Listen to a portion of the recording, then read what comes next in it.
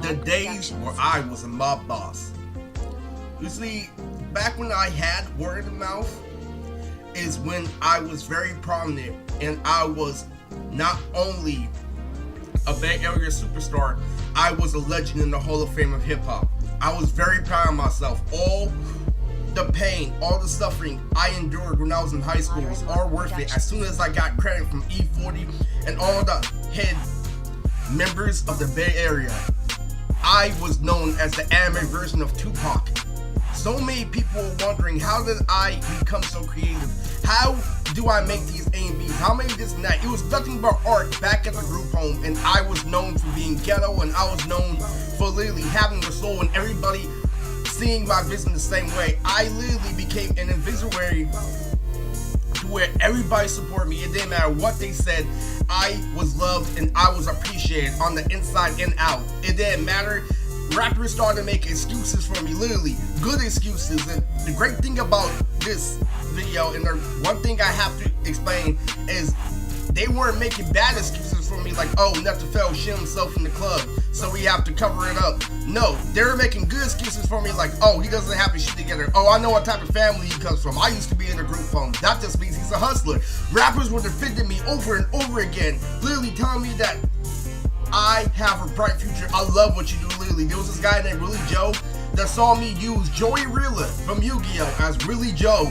And he literally said, I just saw God. And I loved it. I understood, because back when I was in high school, I was looking for this appraise where people would literally look at my A and be like, boy, that should go. You see that girl Autumn when he said it? Literally, just that crazy. And I finally got the praise I've been looking for ever since I was in high school from the rappers. When they finally saw my vision, when they saw, I'm like, dude, this shit is hella clean. They're watching it high and shit. What? He put Yu-Gi-Oh! As Nefertfell? It was nothing but hype. He put Jalal as Jay Styling? What the fuck? It was nothing but love and appreciation. It was way better than what I had at Fanmade, and I appreciate it 100%. That was literally the best moment of my life, and I was literally known as an OG, a grandfather, and an originator of hip hop. I was the mob boss 100%. I was protected by high rappers all around. Every time I made an A&V, everybody would hop on it. Oh my god, I love his vision, I love what he did. So people were wondering how I truly became a legend was people looked into my past. They looked into my history in the air row and my history in high school, and every single person was understanding. The strippers and all the girls were treated like how they should have been. It doesn't matter how pretty you are, we want your attitude to change. We don't care. We love his art more than your pussy. And that was the message that was spammed over and over again back when I was at the group home. It was everything having to do with being an intellectual. Nothing to do with sex. Nothing to do with this and that. In fact, at the group home, they started spreading positive messages. Keep your circle small so people don't manipulate you. Literally, that's what it was. People like Mike Sherm, E40, literally, my circle smaller than a Fruit Loop. Every single thing that I do today, rappers were supporting. It had nothing to do about baking hoes in the club, literally. It was all about street life, like keep yourself safe, stay out of trouble, literally. So many people shared the same message when I was at the group home. So here's the start of why I really became a legend and why I was a mob boss and why they gave me the power of word of mouth. And literally, so E40 let me know that I was on my way to fame, but because I didn't have a society that knew about my history of dropping out of college and not taking graphic design, I needed to work my way up. So it was slowly but surely, but everybody was so understanding about my journey. People were all like, he deserves all this ass now. Do you know how much pain he went through in high school? Everybody literally supported me. Just like a fucking anime, it was so beautiful. Did you know how many girls rejected it? Do you know how many girls spat on him in high school just because he didn't have money? Now everybody appreciated me for having everything but money, for having the soul. He's like, I love what you do in anime. Keep up with your dream. I don't want to literally live without your anime A&Vs. We love it. And literally, I loved their appraisal for rappers. I was living in high school, especially my junior year, watching my A&Vs over and over again. When I was high, I'm like, dude, this shit go. This shit is crazy. I wish more people like anime. And now everybody loved anime. As soon as I posted the A&V and tagged E40 and Nefertfell in, this is their Raven Justice. And Raven got me the most viral. So here's, if you want to know the truth about what truly made my series popular, Neff made me a legend, but Raven made me famous. People want to shut the fuck up. Raven, Raven, it's all about Raven and Raven. There's nothing more than Raven. When's the next Raven AMV coming out? Literally, this that's so fucking crazy. I was not matched by anyone. It's like, I forgot about the song. Fuck the music video. Where's the AMV? Literally. And what was the best part about that is I showed them I could get pussy, but I showed them why my art was 10 times more important. They used to share the same thing with my songs. Jay Stallion made literally lyric after lyric saying, we're fucking over money, not over women.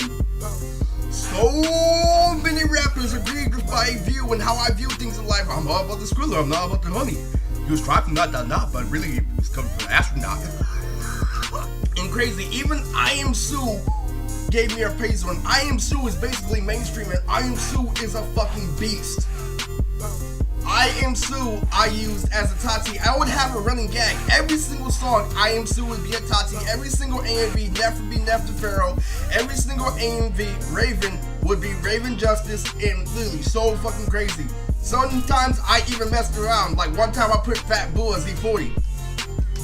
It all was literally beautiful, literally. I didn't have to do any of the cringy things, grabbing the design saying, why did you put this and that? What does anime have to do with rap? Literally, those cringy ass questions, and literally, the people with the soul automatically said, this shit go, this shit is tight, literally, with no interruptions. Neff the Pharaoh literally referenced me in the song. But it didn't matter, I just kept going and I kept going. Literally, they could not diss me. I was living through the music, literally.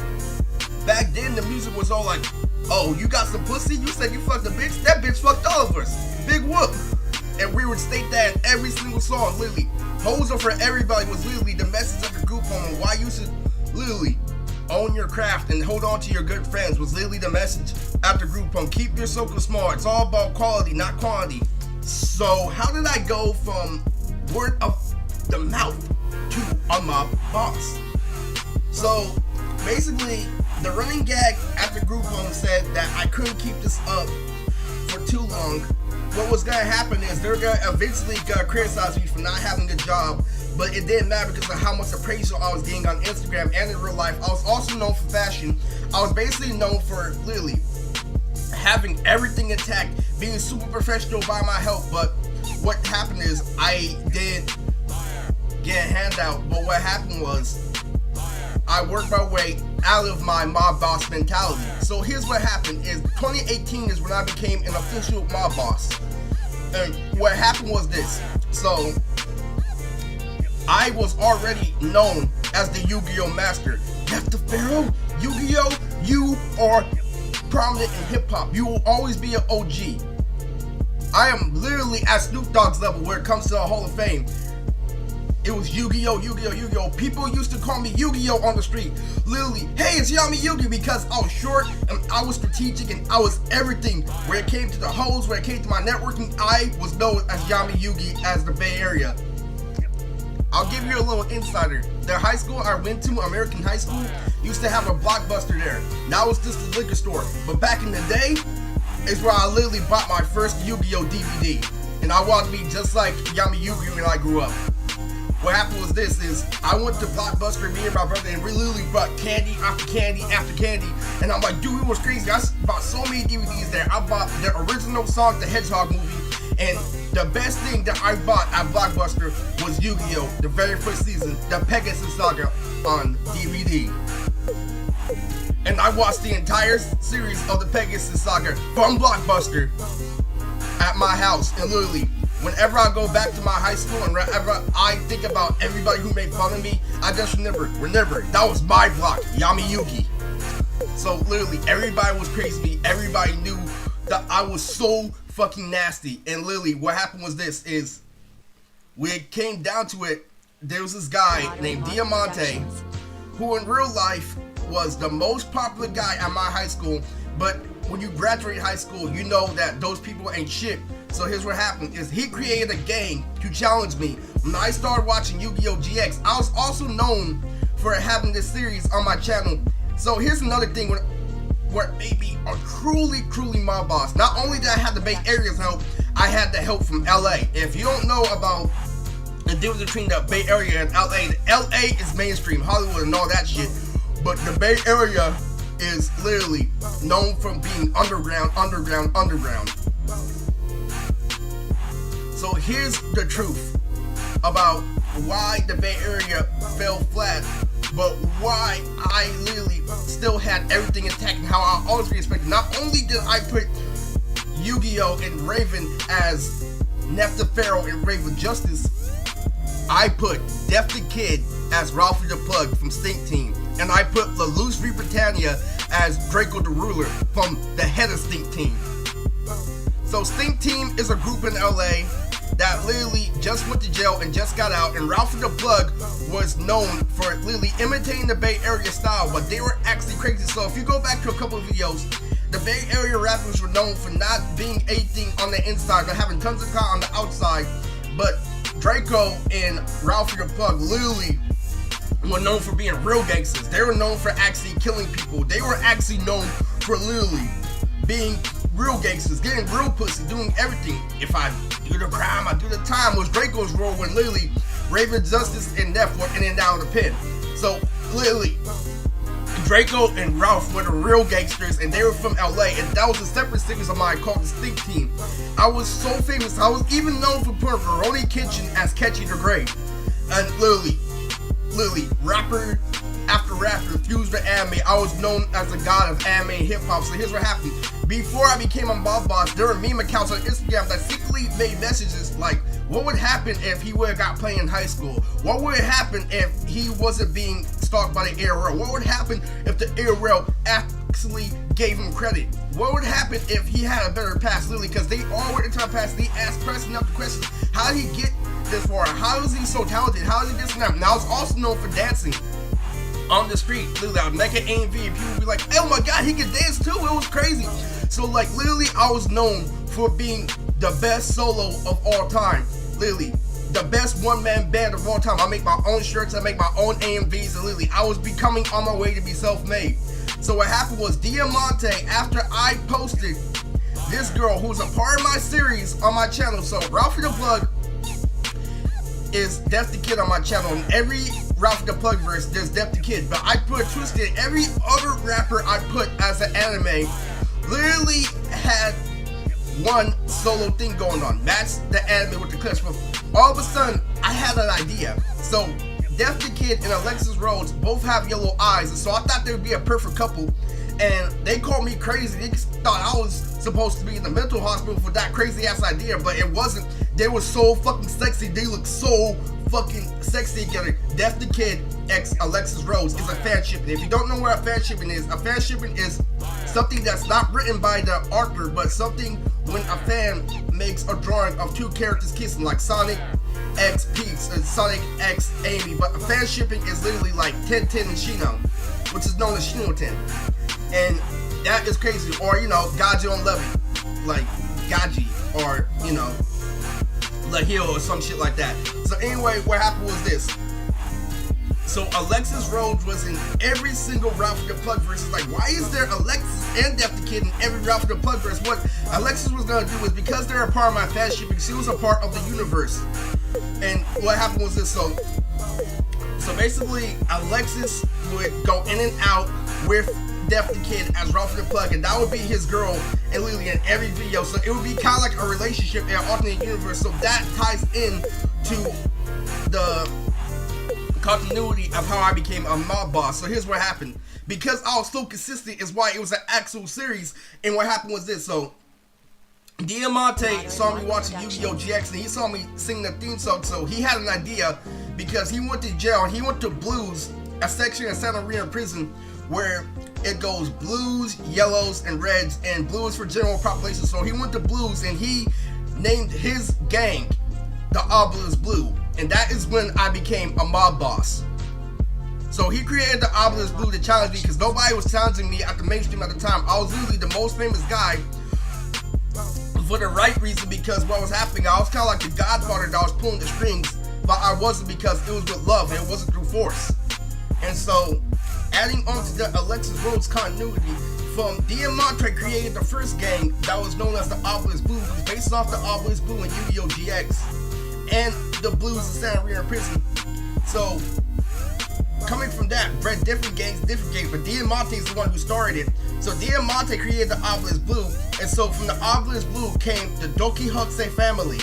And that was based off the Doflamingo gang in One Piece. But before all that, I was actually already kind of a mob boss from people on the street, literally knowing me for AMVs on Instagram, talking about Sesshomaru, like, yo, Sesshomaru was trained in Inuyasha low-key. And I didn't know until later that they were paying me homage on top of homage. They sent a skateboard gang out to check on me, and so I showed them my graphic design. I saw a Yumi from Code Lyoko. It was like a little aesthetic meme with Ralph on her forehead. Life has many doors, yes. So I'm all like, yo. He's like, what? You watch Code Lyoko? I'm like, yeah, Code Lyoko's OG. He's like, Code Lyoko is OG. And literally, that is when I had the most mob boss status. And it was so fucking mayhem.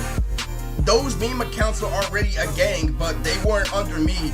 But Diamante made it official, so they were kind of like in training when it happened. So they were paying me hobbies, and those were the guys who were like, what if he had this? What if he had this and that? Because I literally got appraisals from everybody back when I graduated high school. But when I was in high school, I went through none but pain. But everybody that supported me back then saying he deserves it, and it was worth it.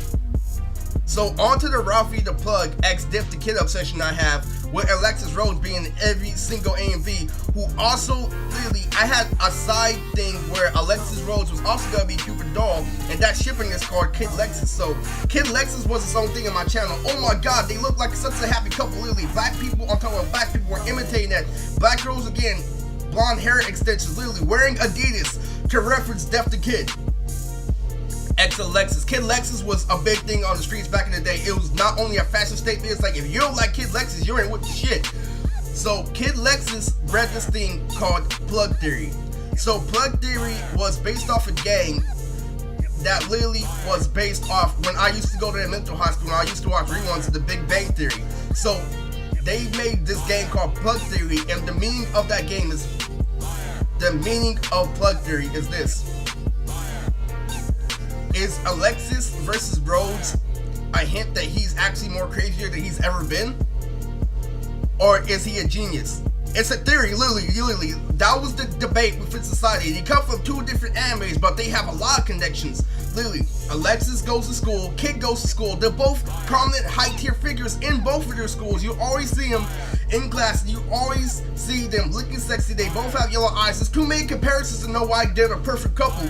And literally, the personalities are so offbeat. You know how opposites attract. You know how Kid is like always wanting to be perfect and he's lame, but Alexis is so loose from going literally. So that's why they created Plug Theory, for that very reason. So Plug Theory was based, is he schizophrenic?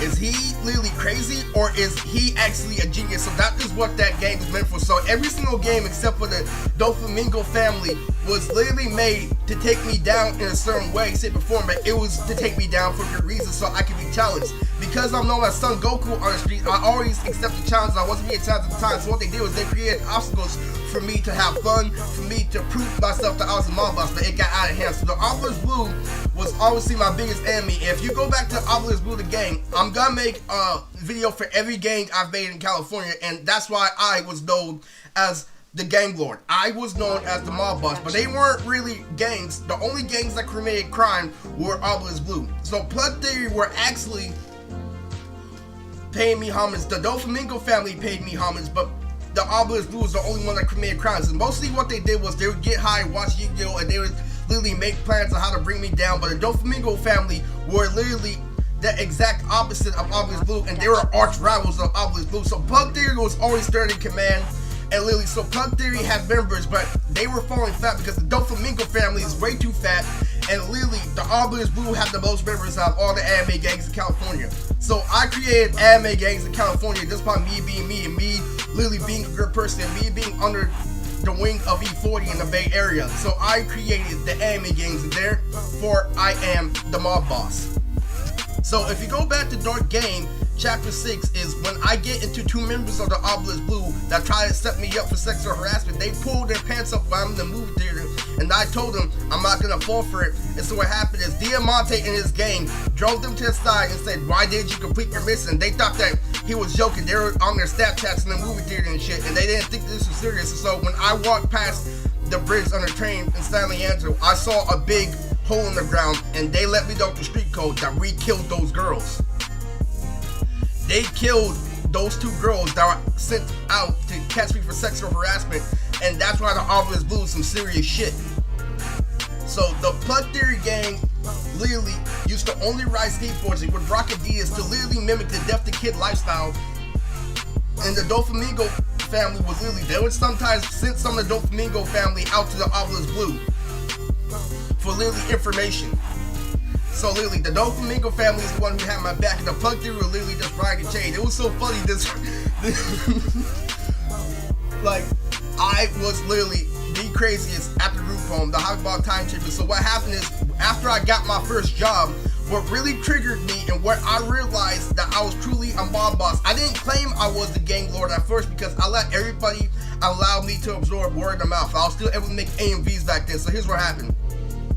So my birthday came along where I turned 23, and so everybody literally hacked my Instagram one day, and they didn't wish me a happy birthday. After all the work I put in the Bay Area, it literally sucked so fucking much. And it got to the point where I was depressed the whole day. I'm like, I'm getting old and this and that. But guess what? When I got on Facebook, I saw my old friends from Boy Scouts. I saw everybody wish me a happy birthday on Facebook and let me know this is my true family. These are my true friends. And so it was really, really emotional. So what happened is, when I went to Fanmade 2018, go back to Dark Game. In fact, watch the whole playlist of Dark Game, and you'll see what happened at Fanmade is I had the biggest comeback at all time. And as soon as they tried to not wish me a happy birthday, I put on my Instagram, Mood Tricks the Gang Lord. And that is when I officially accepted the fact that I was a mob boss. So I want you guys to remember, the reason why I was a mob boss is because I had word of mouth, and I had people making productions after productions after productions for me. So what was happening is I was making money literally and increasing where they were making money in rotation. What would happen is, because they had to literally pay for their equipment, because they had to literally pay for studio time, pay for this and that, they would literally get 20% of the profit they making, where I stay making money and top of money on top of money, being able to be free with my check while they are literally using their money while I'm gaining profit off their products. But I'm not signed to anything, so I still have the freedom and I have the money to pay for those products. But I was still consistent. I still had this thing called Universal Pool going on, where I was making anime clothes with the anime clothes. So everything was tying into me literally having my own professional shit. I was a mob boss because I literally was the only reason why those productions were there. So literally, you gotta think of it like this. They all know who it was for, but they still kept it on the low. So what happened was this: they destroyed my privacy.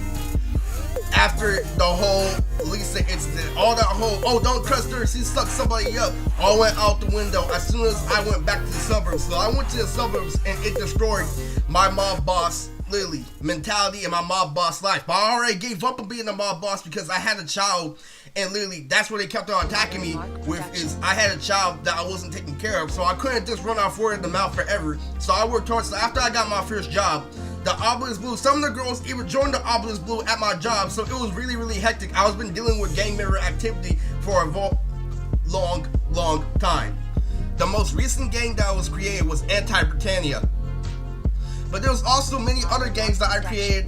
Literally, this one guy named Jamie at my job literally created this anime gang called Fooly Gooly. And it only had 12 members, but that's only because nobody liked Jamie at my job. But Jamie was still pretty cool. So Jamie went up to me at Crunchyroll after I quit my job because those girls tried to set me up for sexual harassment. But I still quit my job, and literally what happened was this: they were so desperate for me to come back. So what happened was this: so Jamie went up to me at Crunchyroll because me and him both like anime. He would watch Fairy Tail at my job, and Jamie was hella cool. Based off Jamie motherfucking Fox. And so anyway, so Jamie was the Filipino guy that kept on watching JoJo at my job, literally watching anime while we're doing the dishes and shit. It was so fucking crazy. So he went up to me, and he wasn't there at Fanmade. He was, but he was in and out. So what happened is he went up to me specifically in my face at my job at Crunchyroll. And so he's all like, Eris, what's up? I'm like, how's work? And if you know Street Code, he's like, he kept it inside because those bitches sent them out to get me. He's like, how's work?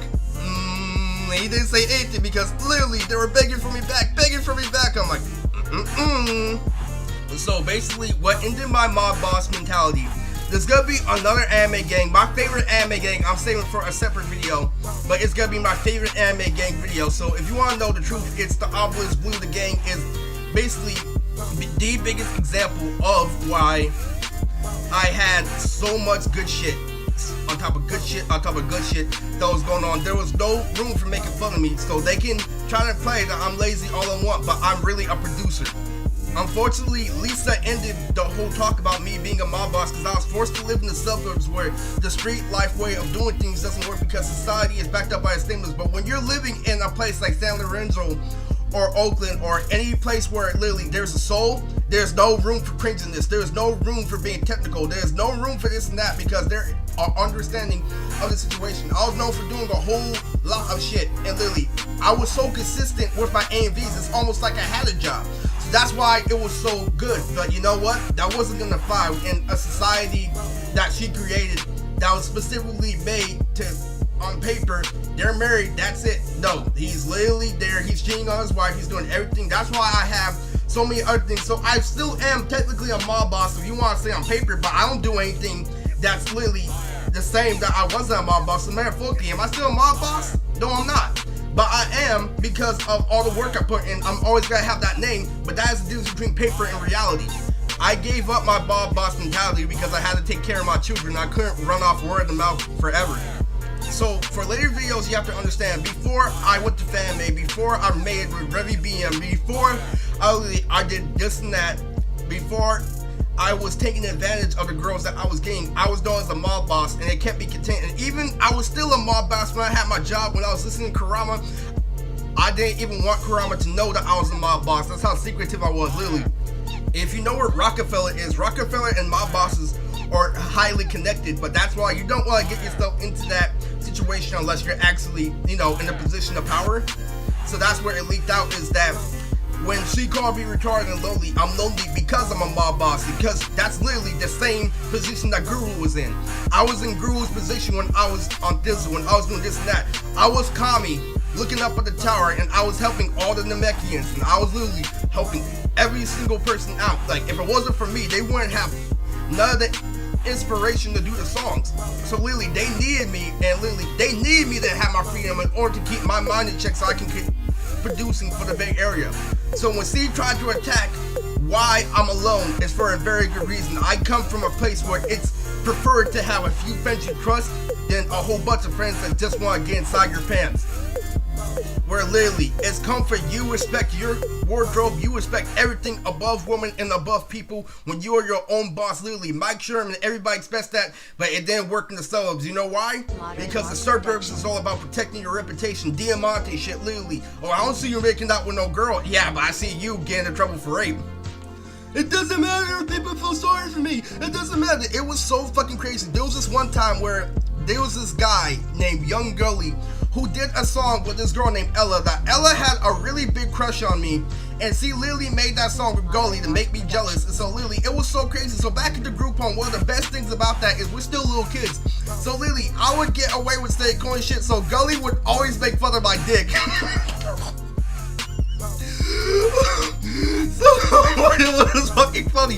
He's like, damn, that shit is long, but mine is twice as long, but his shit looks like cookie dough. What the fuck? It was so fucking funny. He was, and back then it was not being sensitive. There was no such thing as being sensitive because Ella showed Gully a picture of my dick. He's just like, you wanna see his dick? He's like, damn, that shit is long. That shit is hella funny. Literally, I can see why she's all over his dick. It was so fucking funny. My shit is long, but it's fucking thin. That shit is thick. Literally, Gully going into detail, making fun of my dick. That shit was hella funny. Literally, it's so fucking funny. They made that. I saw it together for me and making AV, and there's a fucking funny story about that. And she literally, and he's like, and I ass so fat, it's my biggest distraction. I'm like, man, he's probably looking at that ass where he's recording in the studio. He was looking at that ass on set. So I do the whole story of how being there, and I love that. And so a lot of people today be like, oh, Gully's gay because he's talking about your dick. No, he's being an intellectual. That's why Gully gets hoes. That's why he gets real hoes. And that's why Ella was being childish. And you have to understand that that is a very good thing to have. When I was at the gym, there was grown men after grown men that are exposing their penis. Like, what? I'm just human, literally. Stop being sensitive. Stop being stupid. Stop agreeing with Lisa. Stop agreeing with Diamante because it's gonna make you go down the wrong path. I was everything but childish at the group home, and so literally, so Young Gully was in a live stream, and literally he was getting at Ella, and he's all like, "Oh yeah, you may have had her this and that, but I have the advantage." I'm like, "Man, that had me you look like a Cookie Monster." He's like, "Oh, Lord Ella, he said look like a Cookie Monster." Yeah, but it was all about having fun. It was all about literally living the life. It's literally so fucking crazy. You don't think we wrapped the train on bits together? Come on, man. It's literally so fucking dreadful. But in actuality, that is what makes you a man. That is what makes you understanding. And that is literally why you don't get into specific situations, because you're not sensitive. It's because you do whatever you need to survive. And literally, I was passionate about what I was doing. And they're passionate about their music. And you have to understand, just like Mr. Pudger, being a teacher is a passion. They don't get paid that much, but they literally do it because they love what they're doing. If you are a rapper and you're not expecting to get pussy, you will love your job, especially because you get people to support you for who you are and what you say in your lyrics are real. Like I Am Sue, it doesn't matter if it's this and that. You have to understand that being a rapper is a passion. It doesn't matter what the fuck they say. You love your lyrics, you live through your lyrics, and that's why you never want to make your lyrics based off a lie. And that is why I love I Am Sue. That's why I love Young Gully. That's why I love what the Bay Area has done to me. And even though some of them did betray me, they did give me a big shout out, and they did give me an unstoppable platform. And so that is why I respect the Bay Area. I love you all. No homo. So this is Mood Chicks, and this is why I became a mob boss.